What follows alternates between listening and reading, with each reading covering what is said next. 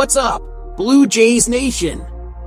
This is Liam and, man, I'm going to be completely straight with you guys. Last fall was beautiful with that run to the World Series, but the start of 2026 has everybody in Toronto losing their minds.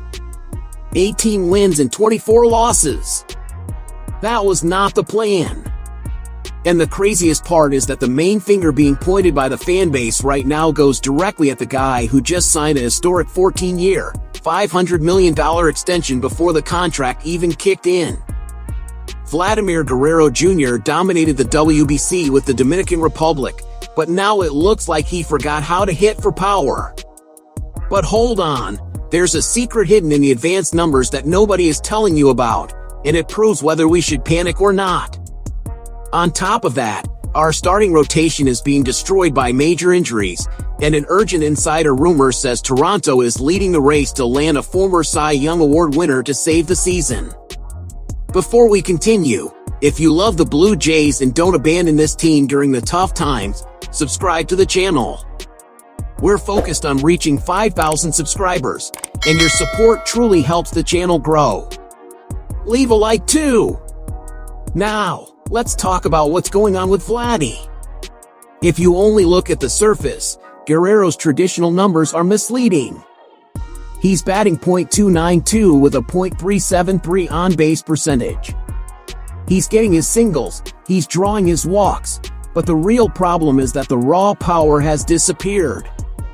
Vladdy's slugging percentage is sitting at an unbelievably low .377. For comparison, the Jays have 7 qualified hitters so far this season, and Guerrero's slugging percentage is the worst among all of them. He's 33 percentage points behind Ernie Clement. Don't get me wrong, Clement is a great player, but he's not exactly a power hitter. When we think about Guerrero, we think about raw strength. We think about the guy who hit 8 home runs and drove in 15 runs during last postseason, or the monster who once smashed 48 bombs in a single year. But that power has vanished lately. He hasn't hit a home run since April 20th, almost a month ago. His OPS during that stretch has collapsed to .546 across 81 plate appearances. In fact, he went through the first 13 games of May without recording a single extra base hit. At the end of the day, the front office didn't hand him $500 million to hit singles and draw walks. He's here to make an impact, and he's done very little of that so far. As frustrating as this has been, Jays fans should not panic, and I have 2 reasons why. First, we've seen this movie before. This is the same guy who went through the first 18 games of the 2025 season without a single home run and with only 4 doubles.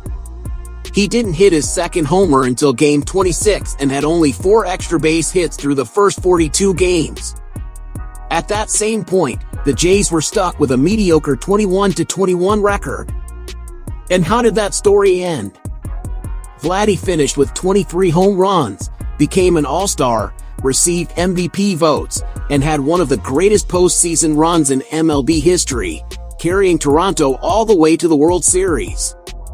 Starting slow is part of his rhythm, it doesn't mean he'll finish slow. Second, there are encouraging signs hidden in the advanced metrics.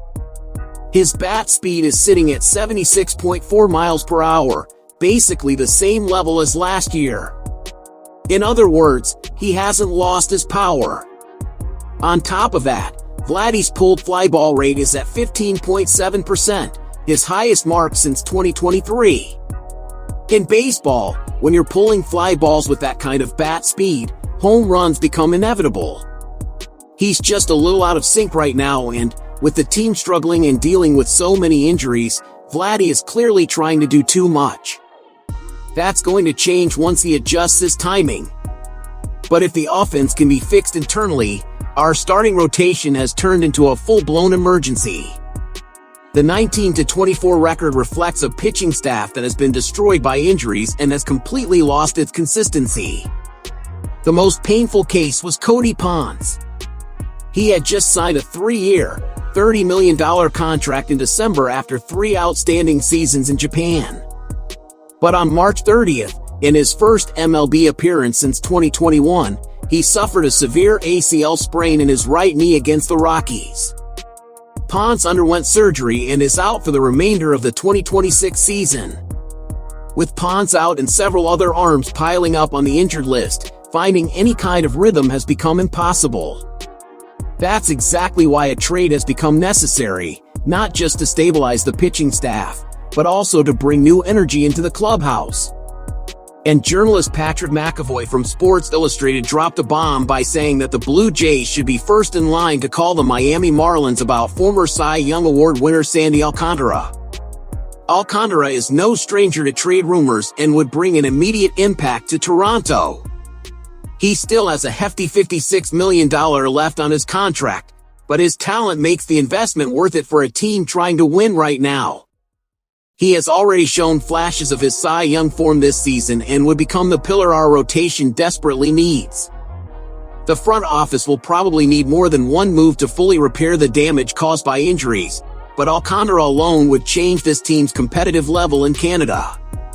Putting both stories together, on one side, Vladdy Jr.'s lack of power is concerning, but the numbers prove it's a temporary slump and that he'll return to carrying this team. On the other side, there's the harsh reality of an injury-ravaged rotation that demands an aggressive and immediate response from the front office on the trade market. The winning mentality from last season is still there, but this moment requires total focus. Thanks for watching. If you made it this far, you're awesome and a real member of Jays Nation. Subscribe to help us reach 5,000 subscribers. Leave a comment. Would you be willing to give up our top prospects to bring Sandy Alcantara to Toronto right now? I want to hear your opinions, and I'll see you in the next video. Let's go, Jays!